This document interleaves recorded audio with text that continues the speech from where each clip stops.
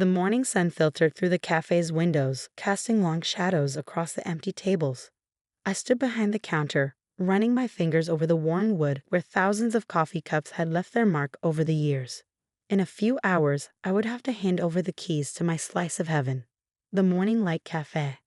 "Sarah, you know this is for the best," Margaret Richardson said, adjusting her designer scarf with manicured fingers. My mother-in-law had the remarkable ability to make even sympathy sound condescending. "Running a cafe is hardly suitable for a widow in your position." My position. As if losing James 3 months ago had somehow diminished me, transformed me from a successful business owner into someone who needed their protection and guidance. The Richardsons had never approved of their son marrying a small-town baker, as they liked to call me, though they'd managed to hide their disdain better when James was alive. "The cafe is doing well," I said, trying to keep my voice steady. "Our revenue has actually increased since we added the new breakfast menu." "Dear," Margaret sighed, sharing a knowing look with her husband George, who stood examining our local art wall like he was appraising garage sale items. "The numbers you think are doing well are barely surviving. The property taxes alone in this area." I bit back her response. They had no idea about the property taxes because I had never shown them the real books. James and I had kept certain aspects of the cafe's operation private, knowing his parents' tendency to meddle. If they knew the truth about our financial situation, about the plans we'd made. But James was gone now, taken by a sudden heart attack at 34, and his parents had spent the last 3 months systematically dismantling everything we built together. "The papers are ready," George announced, finally turning from his inspection of local artwork. "Mr. Phillips will be here at noon to finalize the sale." Mr. Phillips, their family lawyer who had appeared with suspicious speed after James's death, armed with documents showing that the Richardsons had some claim to the cafe through a complex web of family trust agreements. I still wasn't sure how they'd managed it, but they'd made it clear that fighting them would cost more than I could afford. "I need to finish packing," I said, turning away to hide the tears threatening to spill. The storage room still held boxes of James's things, recipes we developed together, photos of our early days when the cafe was just a dream, the special roasting equipment he'd surprised me with on our last anniversary. "Don't worry about any of that," Margaret said briskly.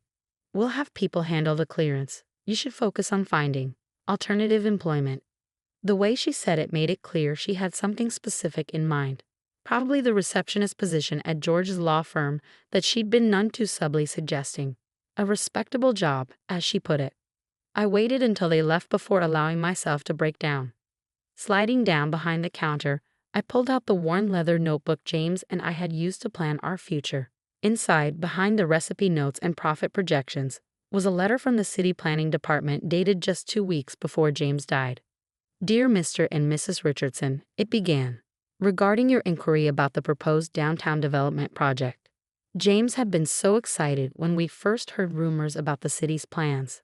Our cafe sat at the corner of what would become the centerpiece of a massive urban renewal project. The entire block would be transformed into a modern shopping and entertainment district. We had attended city council meetings in secret, gathering information, making plans. The property values would skyrocket once the project was announced. Several developers had already made discreet inquiries, offering to buy the building for well above market value. But we had bigger plans." I pulled out another document from the notebook. Architectural plans for an expanded version of Morning Light, incorporating the neighboring vacant lot we quietly purchased through a shell company James had set up. The new cafe would have been spectacular, with rooftop seating overlooking the planned central plaza. A knock at the front door startled me from my memories. Looking up, I saw David Chen, our regular customer and local real estate attorney, peering through the glass. I quickly wiped my eyes and let him in. "I heard about the sale," he said without preamble. "Sarah, you can't let them do this." "I don't have a choice," I replied, automatic response worn smooth from repetition. "They found some clause in the family trust." "There's always a choice," David insisted, pulling out a thick folder from his briefcase. "I've been looking into the property records. The way they're trying to claim ownership through the trust is questionable at best." "If you let me help." I shook my head. "I can't afford a legal battle, David. They drained me dry before we ever got to court." He started to argue but stopped, noticing something in my expression. David had been more than just a customer over the years. He'd become a friend, someone who understood the subtle dynamics at play. "There's something you're not telling me," he said slowly. I glanced at the clock, 10:45 a.m. The sale would be finalized in just over an hour. Part of me wanted to tell David everything, to share the secret James and I had kept so carefully. But the other part, the part that had spent weeks planning this moment, knew better. "Just promise me one thing," I said, pulling an envelope from under the counter. "Deliver this to Margaret and George in exactly 2 months." David took the envelope, frowning. "Sarah, what are you?" "Promise me," I insisted. 2 months from today, no sooner." He tucked the envelope into his jacket pocket, still looking concerned. "At least let me look over the sale documents before you sign. Make sure they're not." "It's done." I cut him off. "The terms are set. Just trust me on this." After David left, I spent the remaining time walking through the cafe, touching each table, each piece of equipment. The antique espresso machine James had restored himself.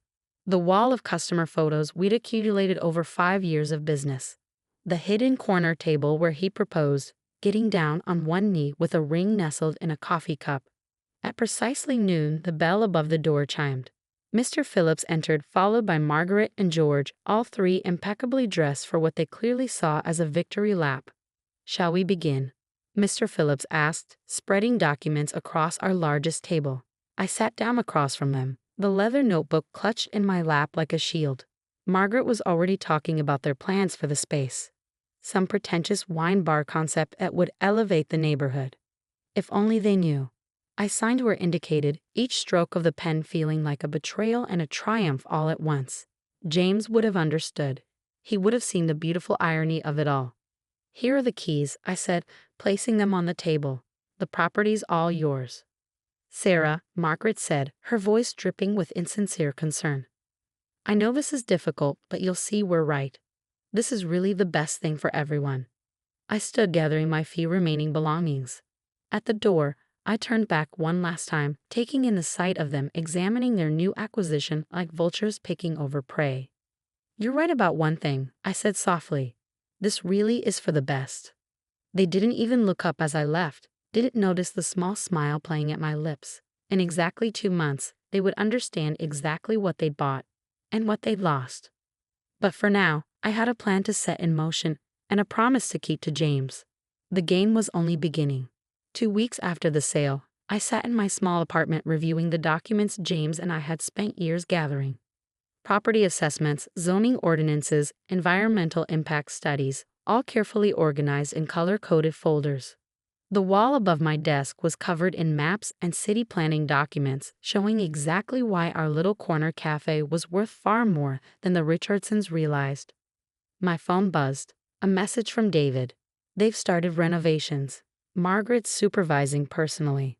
I smiled, imagining my mother-in-law micromanaging the contractors, completely unaware of what lay beneath the cafe's foundation. The geological surveys we'd commissioned had confirmed it. Our property sat at the only viable access point for the underground parking structure central to the city's development plan. Without our land, the entire project would have to be redesigned at massive expense. A knock at my door interrupted my thoughts. It was Amy, my former head barista and closest confidant.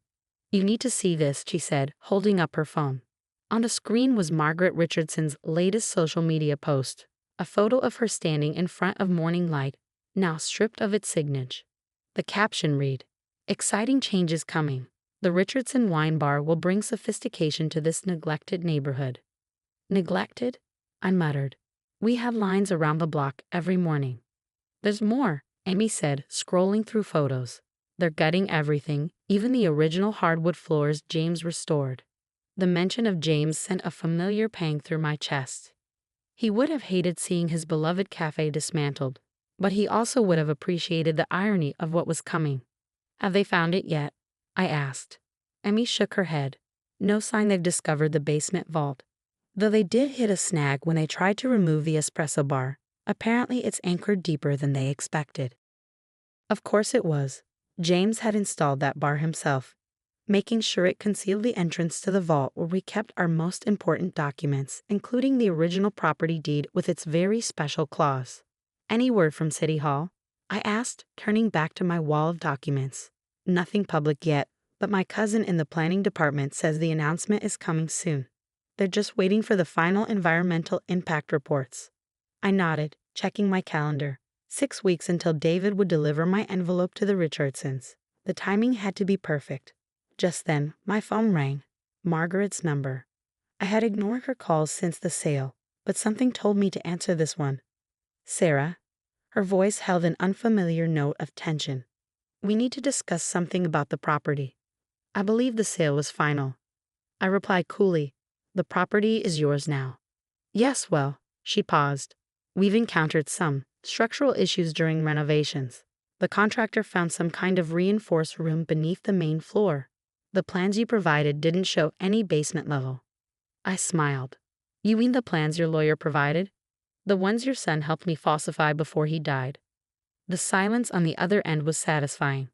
What'd you just say? Margaret's voice had gone sharp. Nothing you need to worry about, I said sweetly. The property is yours now, structural surprises and all. Good luck with the wine bar. I hung up before she could respond, my heart racing. The game was entering its next phase. That evening, I met David at a small diner across town.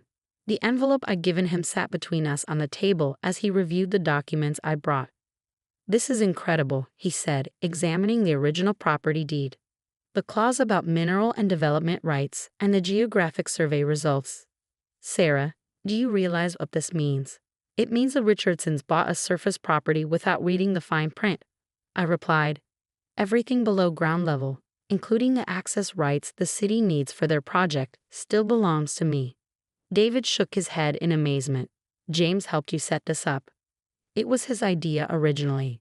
We knew his parents would try something if anything happened to him. They never could accept that he chose a different path from their plans. I thought back to the days when James first told his parents he was leaving their law firm to open a cafe with me. The look of disgust on George's face, Margaret's tears and accusations. They had spent years trying to control him through the family trust, never realizing he was always one step ahead. The city will announce the development project next week, David said, checking his phone. Once they do, property values in the area will skyrocket. The Richardsons will think they've hit the jackpot. Until they try to sell, finished, and discover they can't without my approval.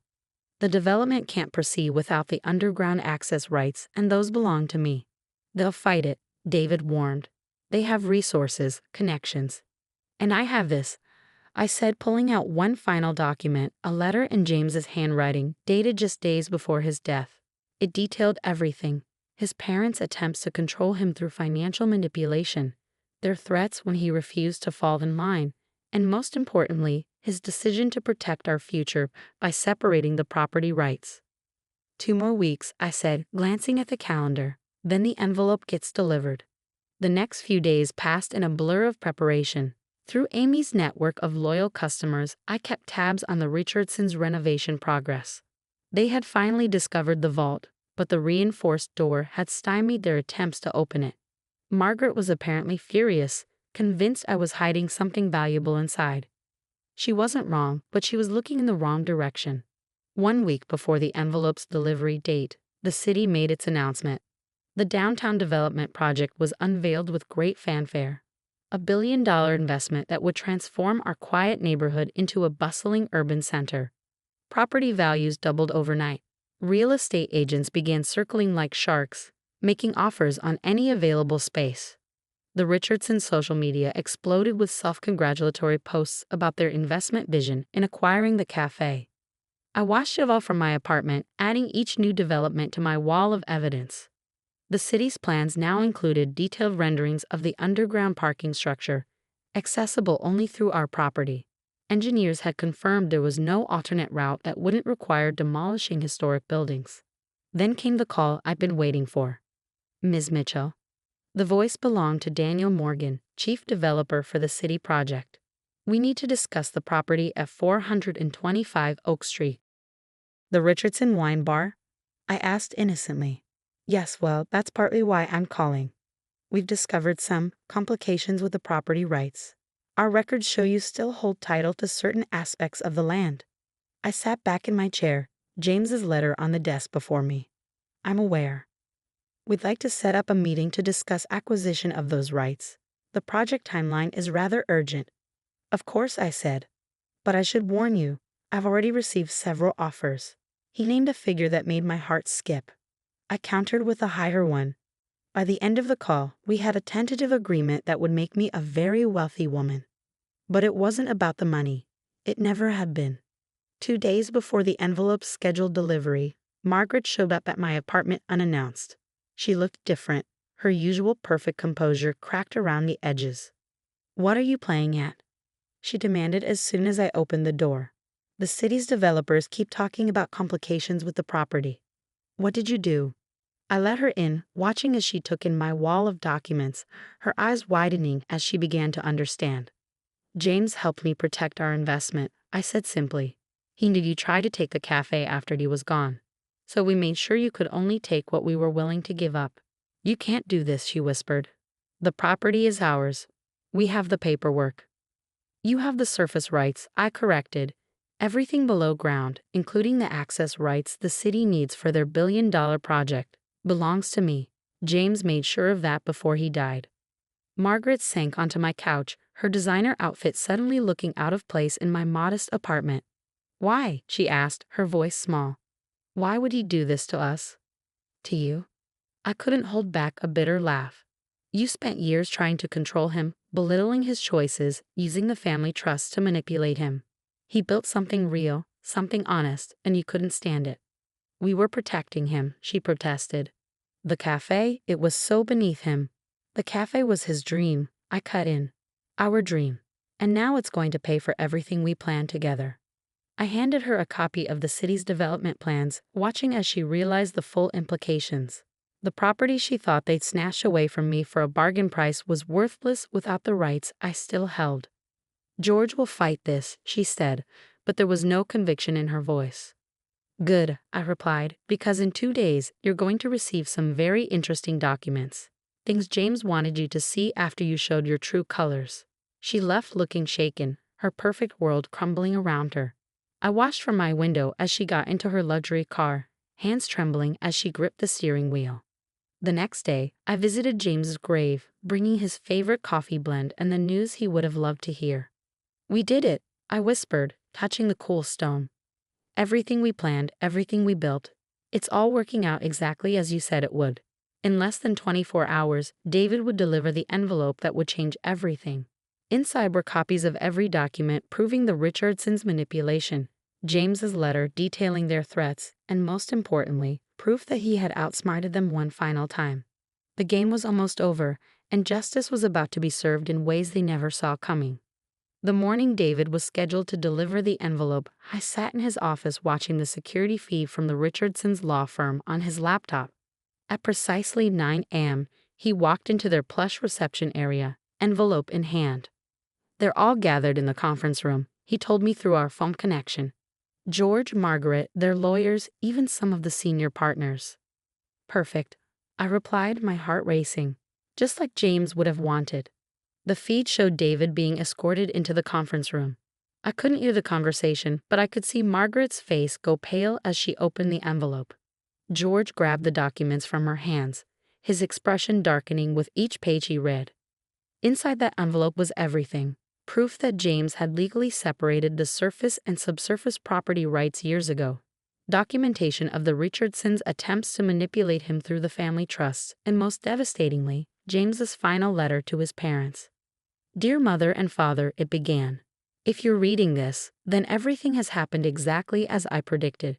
You've tried to take what Sarah and I built, thinking you could simply sweep in and claim it as your own. But I've spent years preparing for this moment, protecting our legacy from your greed." My phone buzzed. A message from Amy. "You need to see this. They're tearing up the cafe floor." Attached was a photo showing contractors breaking through the hardwood, revealing the reinforced concrete beneath. They were obviously looking for something, not realizing that the real treasure wasn't in the vault they'd discovered. Back on the security feed, I watched George stand up suddenly, his face contorted with rage. The other lawyers were passing documents around, their expressions growing more concerned by the minute.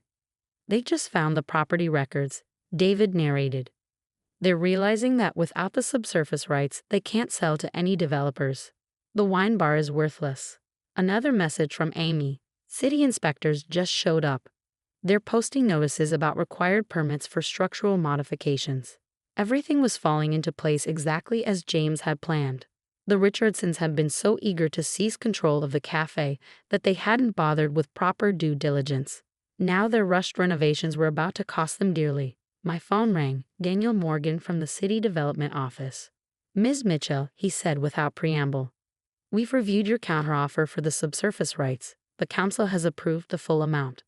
I smiled, thinking of the number we discussed, nearly 3 times what the Richardsons had paid for the entire cafe. "When would you like to meet to finalize the paperwork?" I asked. "That's actually why I'm calling," he replied. "The Richardsons' lawyers just contacted us. They're claiming fraud, saying the property rights separation wasn't properly disclosed during the sale." "Check the sales contract," I said calmly. Page 17, paragraph 3, subsection B. They signed off on acquiring surface rights only to the property. It's in black and white. The security feed showed George storming out of the conference room, phone pressed to his ear. Moments later, my phone rang again. His number. "You planned this," he snarled when I answered. "You and James, you set us up." "No, George," I replied evenly. "You set yourselves up. You were so convinced you could bully and manipulate your way to what you wanted that you never bothered to read what you were actually buying." "We'll fight this," he threatened. "We have resources." "So do I cut in. "Thanks to you, actually. The money you paid for the cafe surface rights, James and I used it to hire the best property rights attorneys in the state. Would you like their numbers?" After he hung up, I watched through the security feed as he returned to the conference room. The other lawyers were packing up their briefcases, clearly wanting no part of what was coming. Margaret sat alone at the table, still reading James's letter. Through the grainy footage, I could see tears running down her face. By afternoon, news of the development project had hit the local media. Property values in the area soared even higher as details of the planned transformation emerged. The Richardsons' wine bar concept, which had seemed pretentious before, now looked hopelessly out of place in what would become the city's premier shopping and entertainment district. I met Amy for coffee at our old rival cafe across town. She handed me her phone, showing social media lighting up with the story. "They're saying the Richardsons got conned," she said, scrolling through comments. "But anyone who knows the real story is celebrating. You should see what your old customers are saying." I smiled, remembering all the regulars who had supported us over the years, who had understood what Morning Light meant to the community. They would appreciate the justice of it all. A text from David interrupted our conversation. "Margaret's here. She wants to talk." 20 minutes later, I walked into David's office to find my mother-in-law sitting alone, looking smaller and older than I remembered. James' letter lay on the table between us. "Why didn't he tell us," she asked quietly, "about the development plans, about what you were building together?" "Would you have listened?" I countered. "Or would you have tried to take control of that too?" She dabbed at her eyes with an expensive handkerchief. "We thought we were protecting him. The family name, the legacy."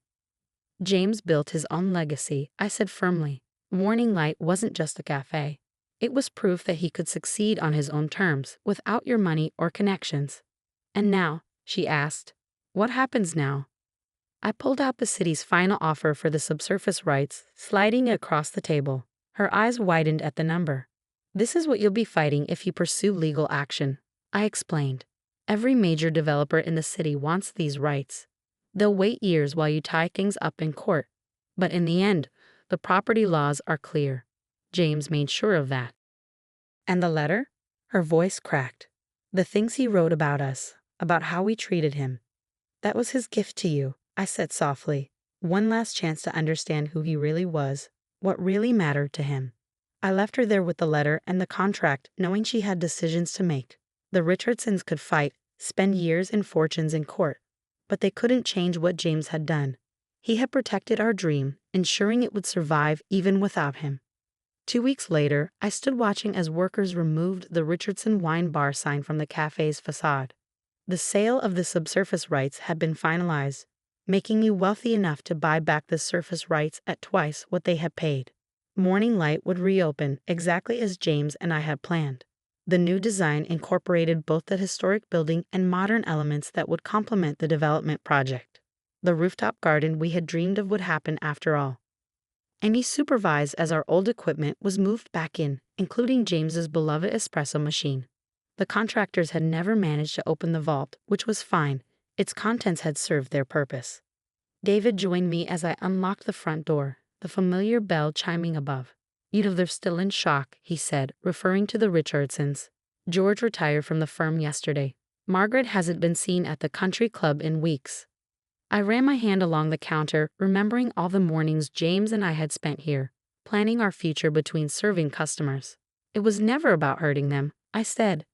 James just wanted them to understand that success doesn't always look the way they imagined it. The morning sun streamed through the windows, casting the same warm light that had given the cafe its name. On the wall, I hung a new photo. James on opening day 5 years ago, his smile radiant as he served our first customer. Below it, I placed a framed copy of the city's development plans showing Morning Light as the cornerstone of the transformed neighborhood. Exactly as we had envisioned it. My phone buzzed, a message from Margaret. "He would be proud of you, of what you've built, what you protected." Maybe it was a start. Maybe understanding comes in small moments, in realizations that arrive too late but matter anyway. I began preparing for our reopening, measuring coffee beans into the grinder James had calibrated perfectly. The familiar aroma filled the air as customers began lining up outside, drawn by the grand reopening sign and the promise of something both old and new. Morning Light would shine again, brighter than ever. Not just as a cafe, but as proof that sometimes the best revenge is simply staying true to your dreams, protecting what matters, and letting justice unfold in its own perfect time. James had known that all along. Now everyone else did too. "Ready to open?" Amy asked, tying on her apron. I touched the wedding ring I wore on a chain around my neck, feeling James's presence in every corner of the space we had created together. "More than ready," I replied, turning the sign to open. The morning light streamed in, and with it came the future we had planned. Different than we'd imagined, but no less beautiful for the change. Sometimes the fine print isn't about what you're giving up, but what you're protecting. Sometimes the greatest victory isn't in the battle, but in the quiet wisdom of preparing for it. And sometimes, just sometimes, justice tastes exactly like a perfect cup of coffee, served exactly where it was always meant to be. When my father died 7 years ago, he left behind 3 things. A vintage car collection he'd spent his life building, a beautiful lakefront property that had been in his family for generations, and a daughter who missed him more than words could express. That's me, Diana, and this is the story of how my own family tried to steal my inheritance right from under me. Dad was a master mechanic, the kind who could diagnose an engine problem just by listening. His garage was his sanctuary, filled with tools that felt like extensions of his hands and cars he'd lovingly restored over decades.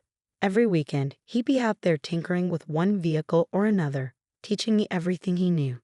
"Pay attention, princess," he'd say, gesturing for me to look closer at whatever he was working on. "Someday all this will be yours, and you'll need to know how to take care of it." I spent countless hours in that garage, learning about carburetors and timing belts, the difference between a flathead and a Phillips screwdriver, and most importantly, the value of patience and attention to detail. While other girls my age were playing with dolls, I was helping Dad restore a 1967 Mustang. My small hands perfect for reaching into tight spaces. Mom never understood our bond or our shared passion for cars. She was more interested in social status, in keeping up appearances. When Dad died of a sudden heart attack at 52, she waited exactly 11 months before marrying Stephen, her tennis instructor who was nearly 15 years her junior. I was 16 when Stephen moved in, bringing with him his 13-year-old daughter Amber from his first marriage. Suddenly, our quiet home became a different place entirely. Stephen and Mom spent money like water, buying new furniture, redecorating every room, trying to erase all traces of Dad's presence. The only places they didn't touch were the garage and a lake house. The garage because it's full of junk anyway, Mom's words, and the lake house because Dad's will had specific provisions about it. Or so I thought. "You can't sell any of it until Diana turns 25, I overheard our family lawyer, Mr. Patterson, telling Mom shortly after Dad's funeral. James was very clear about that. I took comfort in knowing Dad had protected his legacy, had ensured that the things he loved would be preserved for me. I should have known better. I should have gotten copies of all the documents myself, should have paid more attention to the legal details instead of just trusting that everything would be handled properly. But I was 16 and grieving, more concerned with keeping Dad's cars running than with paperwork and legal provisions. Every afternoon after school, I'd head straight to the garage, working on the cars just like he taught me. It was my way of keeping him close, of honoring his memory. Meanwhile, Mom and Stephen threw themselves into transforming Amber from a quiet, bookish girl into their idea of the perfect daughter. Designer clothes, private tennis lessons, cotillion classes, nothing was too expensive when it came to Amber's development. "Diana, honey," Mom would say, eyeing my oil-stained jeans with disapproval. "Would you rather join Amber at her etiquette classes? It would be so much more appropriate than spending all your time in that garage." But I stayed true to what Dad had taught me. I kept his cars running, kept his tools organized just the way he liked them. The other kids at school thought it was weird, a girl spending so much time working on old cars.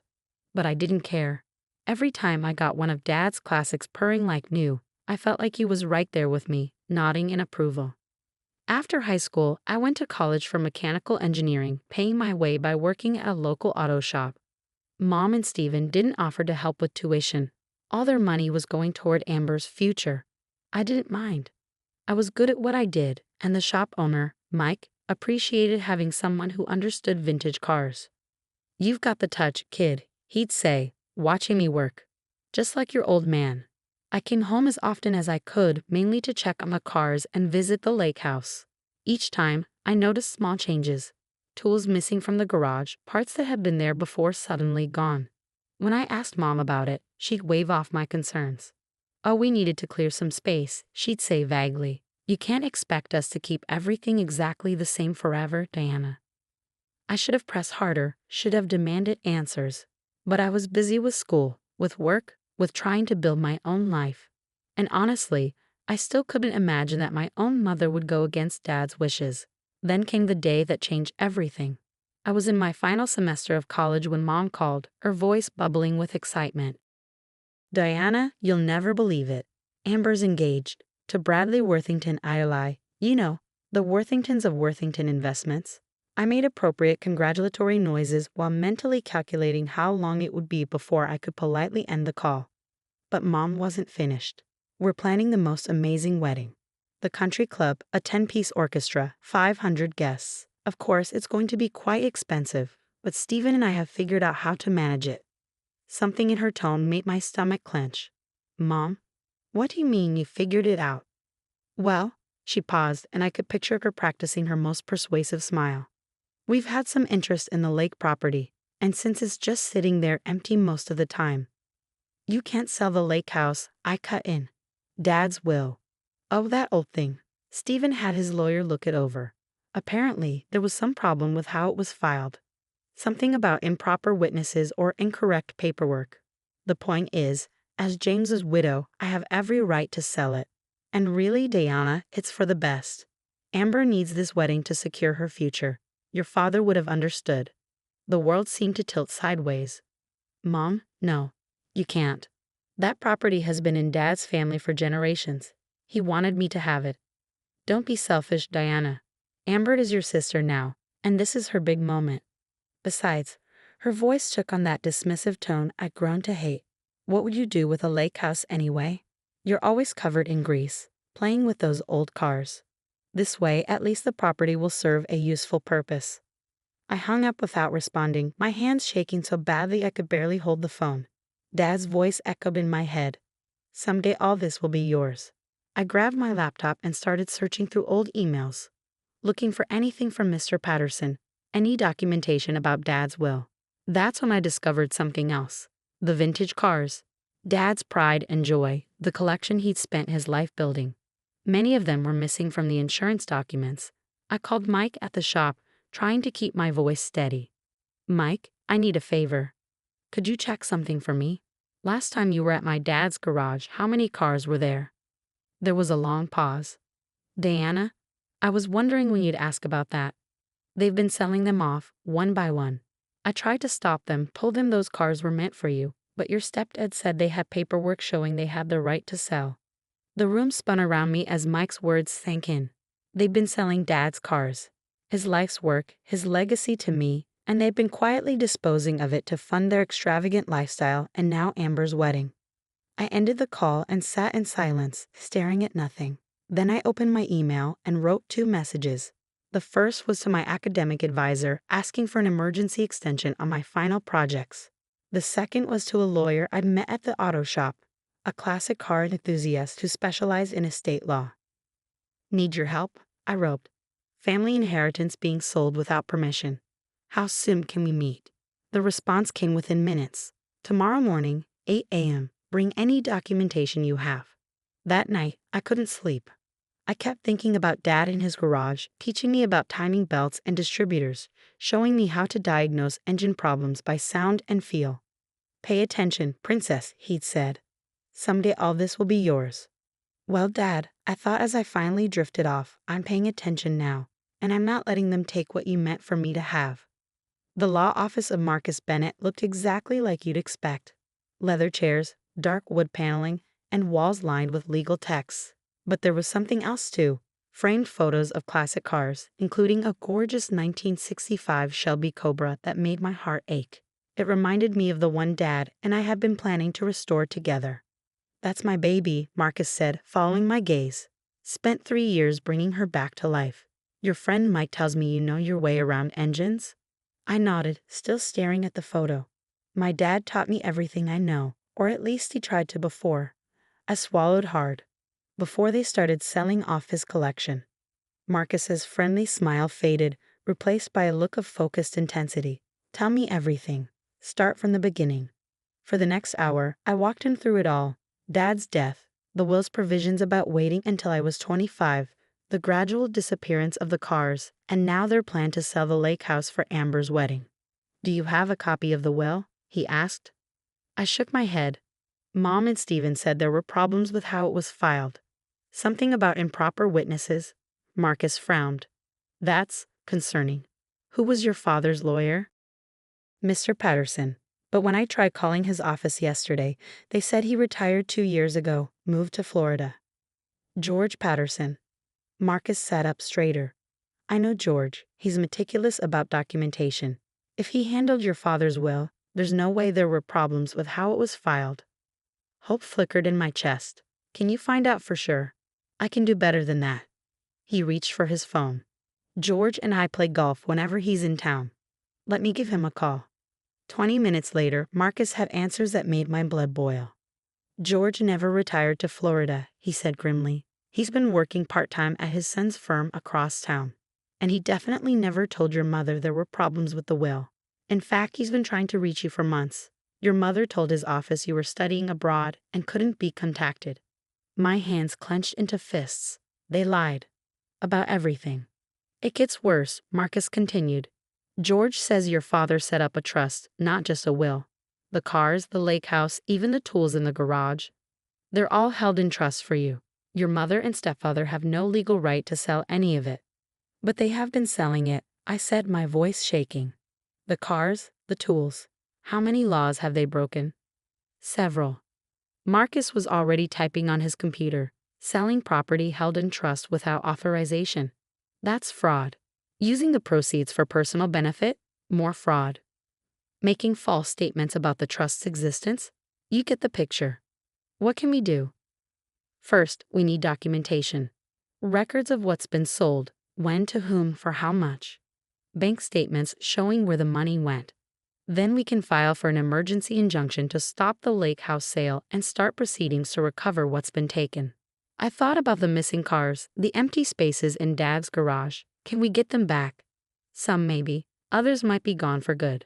But we can get financial compensation, possibly with punitive damages. He looked at me seriously. This won't be easy. They're family. Are you sure you want to pursue this? They stopped being family the moment they started stealing my inheritance, I said firmly. Dad trusted me to take care of his legacy. I won't let him down. The next few weeks were a blur of investigation and documentation. Marcus's team tracked down sales records for 11 of Dad's cars, worth over $800,000 combined. They found receipts for tools and equipment sold at various auctions. Most damning of all, they discovered the money trail, Deposits into Mom and Steven's personal accounts, transfers to wedding vendors, payments for Amber's new car and luxury apartment. Meanwhile, I took a leave of absence from my final semester, promising my professors I'd make up the work over the summer. This was more important. This was about justice. I moved back home, watching Mom and Steven's mounting panic as they realized they couldn't reach the lawyer who'd supposedly found problems with Dad's will, because he didn't exist. They'd forged documents, created a fake law firm's letterhead, all to convince me they had the right to sell my inheritance. Diana, sweetie, Mom cornered me in the kitchen one morning, her smile brittle. About the lake house. I know you're upset, but try to understand. Amber's wedding is so important. It's her chance at a perfect life. Like my life doesn't matter. I kept my voice neutral, recording every word on my phone. Like Dad's wishes don't matter. Your father would have wanted to help his stepdaughter, she insisted. He was generous that way. Really? I pulled out my phone, showing her a photo from my investigation. Is that why you sold his prized 1969 Chevelle to fund your spa weekend in Palm Springs? Because Dad was generous? The color drained from her face. How did you? I know everything, Mom. Every car you sold. Every lie you told. Every dollar you stole. She grabbed my arm, her fingers digging in. We did not steal anything. We are your parents. We have every right. You might want to let go of me, I said quietly. And you might want to talk to a lawyer, a real one this time. That evening, I heard them arguing behind closed doors. Amber's voice joined in, shrill and panicked. What do you mean the wedding might have to be canceled? The Worthingtons will never forgive us. Bradley's mother has already ordered custom ice sculptures. We'll figure something out, Steven promised. Diana's just being difficult. She'll come around. I smiled grimly, thinking of the documents in Marcus's office. They had no idea what was coming. The next morning, I went to the garage early, wanting to spend time with what remained of Dad's collection. In the corner, under a dusty tarp, I found his favorite, a 1957 Chevy Bel Air we'd restored together during my high school years. They hadn't sold this one, probably because it needed work. The engine was in pieces, parts scattered across his old workbench. I ran my hand along the car's faded paint, remembering Dad's voice. Patience, princess. Sometimes you have to take things apart completely before you can put them back together the right way. He'd been talking about engines, but the lesson felt especially relevant now. I was taking apart the lies, the fraud, the betrayal, piece by piece. Soon, I'd have enough evidence to rebuild the truth. My phone buzzed. A text from Marcus. Meeting tomorrow, 10 a.m. Bringing George Patterson. Time to drop the hammer. I texted back a simple, and got to work on the Bel Air's engine. Tomorrow would bring chaos, but today I could lose myself in the familiar rhythm of wrenches and ratchets, honoring Dad's memory the best way I knew how. As I worked, I heard Mom and Steven leaving for a wedding planning session at the country club. They had no idea that while they were picking out flower arrangements and table settings, Marcus's team was serving subpoenas to every auction house, every dealer, every buyer who'd been involved in their scheme. The truth was coming, whether they were ready or not. The morning of the meeting, I arrived at Marcus's office early. Through the window, I watched Mom, Steven, and Amber pull up in Steven's BMW. They looked confident, probably expecting to steamroll over any objections I might have about the lake house sale. Mom was wearing her handling difficult situations outfit, a powder blue suit that made her look both authoritative and approachable. Steven had on his tennis club blazer, a symbol of the status he so desperately craved. Amber was clutching a wedding planning binder thick enough to stop bullets. Marcus met them in the lobby while I waited in the conference room with George Patterson. The elderly lawyer looked nothing like the frail retiree my mother had described.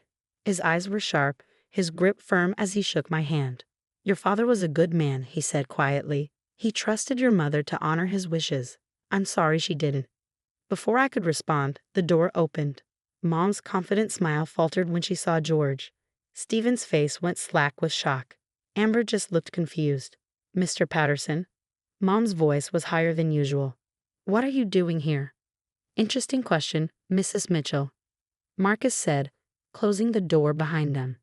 Especially since you told your daughter he was retired in Florida. There must be some misunderstanding, Steven started, but Marcus cut him off. Please sit down. We have a lot to discuss. They sat. I noticed Mom's hands trembling slightly as she smoothed her skirt. She knew. She knew exactly what was coming. Marcus opened a thick folder. Let's start with the trust your late husband established for Diana, the one you claimed didn't exist. We never. Mom began, but George Patterson spoke over her. I have here the original trust documents, properly witnessed and filed. James Mitchell was very specific about his wishes. The entire car collection, the lake property, and all related assets were to be held in trust for Diana until she turned 25. He slid copies across the table. I watched as Mom and Stephen's faces grew paler with each page. Furthermore, Marcus continued, we have documented evidence of unauthorized sales of trust assets. He began laying out photographs. The 1969 Chevelle sold to fund a spa vacation. The 1965 Mustang sold to pay for Amber's apartment. The 1970 Challenger sold to cover country club dues. Amber's eyes widened. Mom? Dad? What's he talking about? And most recently, Marcus pressed on, attempts to sell the lake house to pay for an extravagant wedding. A wedding, I might add, that's being financed with stolen money. Stolen? Amber shrieked. What do you mean stolen? He means, I said quietly, that they've been selling off my inheritance piece by piece. Dad's cars, his tools, everything he worked for. They sold it all without having any legal right to do so. That's ridiculous. Stephen slammed his hand on the table.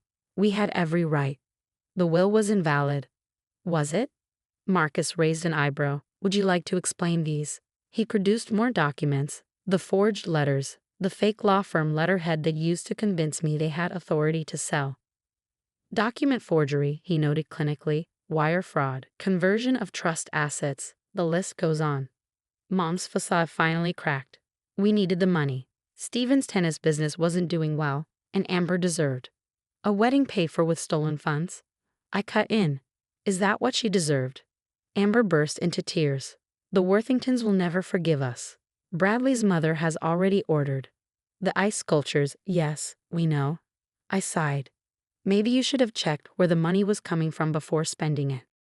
Here's what's going to happen, Marcus said, his tone leaving no room for argument. First, all sales of trust assets stop immediately. The lake house is off the market as of this morning. But Stephen started. Second, Marcus continued as if he hadn't spoken. You will provide a full accounting of every item sold, every dollar received, and every penny spent. Mr. Patterson and I will be auditing everything. You can't do this. Mom's voice rose desperately. We're family. Family? I stood up slowly. Was it family when you sold Dad's Chevelle, the car we restored together during my senior year? Was it family when you lied about Mr. Patterson retiring so you could steal my inheritance? Was it family when you tried to sell the lake house where Dad taught me to swim? Diana, please. Mom reached for my hand. I pulled away. The really sad thing is, if you just asked, I might have helped with Amber's wedding. Not by selling Dad's legacy, but maybe we could have found another way. But you didn't ask. You just took. What about my wedding? Amber wailed. It's in 6 weeks. I suggest you start making cancellations, Marcus said firmly, unless you want to add receiving stolen property to the family's legal troubles. We can still fix this, Stephen tried, his voice wheedling. Diana, be reasonable. Think about your mother, your sister. Stepsister, I corrected. And the time for being reasonable was before you started stealing from me. Marcus laid out more papers, court orders, injunctions, demands for repayment. You have 24 hours to sign these and begin cooperation.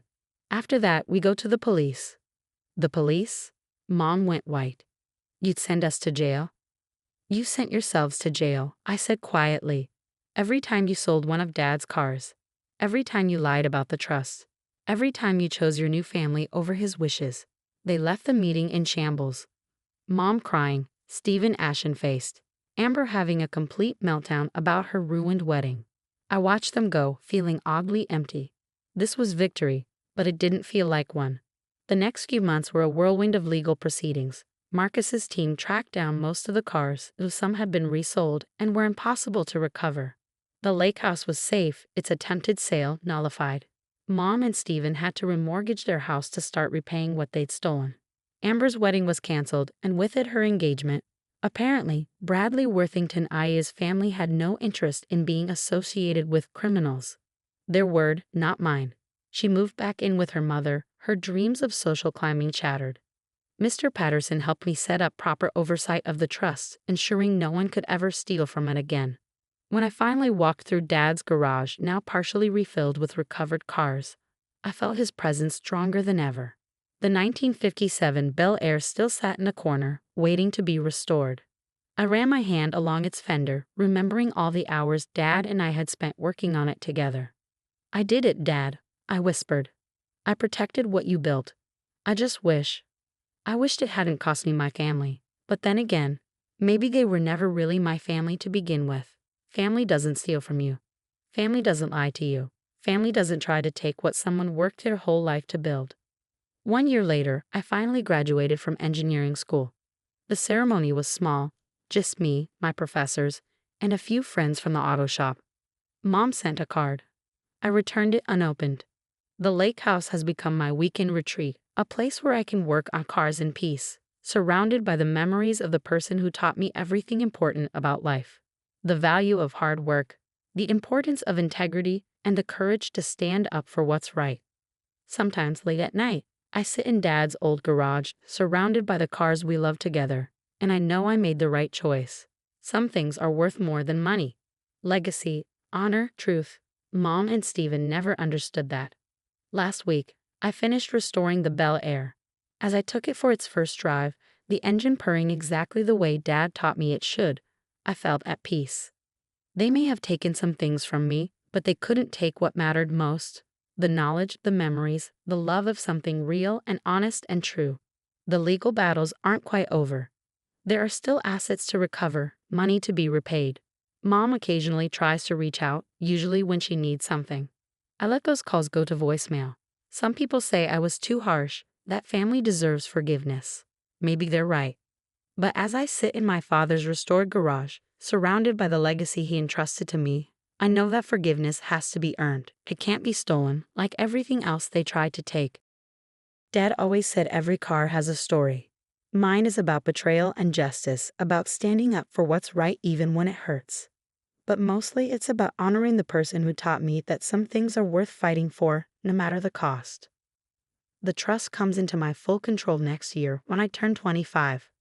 By then, the garage will be completely restored, every car back where it belongs. And maybe then, with time and distance, I'll be ready to think about forgiveness. But for now, I'm content to be my father's daughter, keeper of his legacy, protector of the dreams he built one car at a time. Some might call it just a collection of old cars and a lake house. But to me, it's everything my father was, honest, hardworking, true. And that's worth more than all the wedding ice sculptures in the world.